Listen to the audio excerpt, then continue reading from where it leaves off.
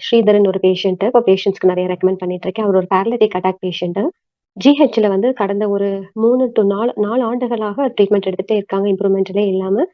ஜிஹெச்ல ஏதோ ஃபைனலா ஒரு பெயின் கில்லர குடுத்துட்டு அவர வீட்டுக்கு அனுப்பிச்சுட்டாங்க. வேற ஒரு பேஷண்ட் மூலியமா ரெஃபரல் எனக்கு வந்திருந்தாங்க.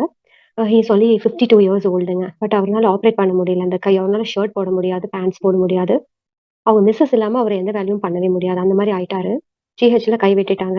அதுக்கு மேல பண்ண முடியாது அப்டின்ட்டு. அந்த கேஸ் எனக்கு கொஞ்சம் டஃப்பா இருந்தது.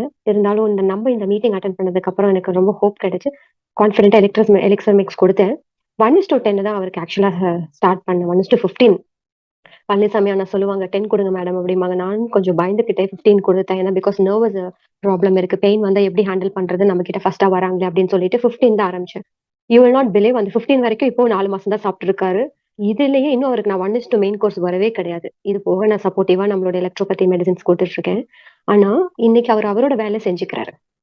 அவங்க மிஸ்ஸஸ் வந்துட்டு எவ்ரி மந்த் இப்ப நம்மகிட்ட எலக்சர் மிக்ஸ் வாங்கிட்டு இருக்காங்க.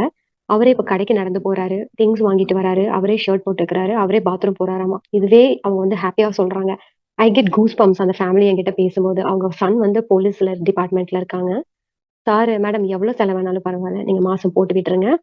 நான் உங்களுக்கு மாசம் மாசம் அப்பாக்கு பே பண்ணிர்றேன். அவரு வந்து ஹேப்பியா பேசுறது, சிரிக்கிறத பார்த்தே எனக்கு ரொம்ப நாளாச்சு. அந்த மாதிரி அவரு சொல்லும்போது, அ எனக்கு ஒரு சார்ட் ஆஃப் ஹேப்பினஸ் கிடைக்குது.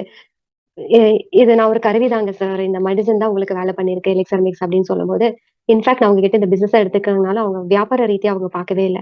எங்க அப்பாவ நாங்க நடக்கவே வைக்க முடியாதுன்னு நெனச்சுட்டு இருந்தோம். இன்னைக்கு கொஞ்சம் நெறைய டிஃபரன்ஸ் காமிச்சிருக்கீங்க அப்படின்னு சொல்லியிருக்காங்க. So this month I am going to start 1:3 அவருக்கு ஸ்டார்ட் பண்ண போறேன். ஆஃப் கோர்ஸ் அது ஸ்டார்ட் பண்ணும்போது அவர்கிட்ட என்னால நெறைய ரிசல்ட்ஸ் மிராக்கிள்ஸ் குடுப்பாருன்னு நெனைக்கிறேங்க. I am keeping my fingers crossed.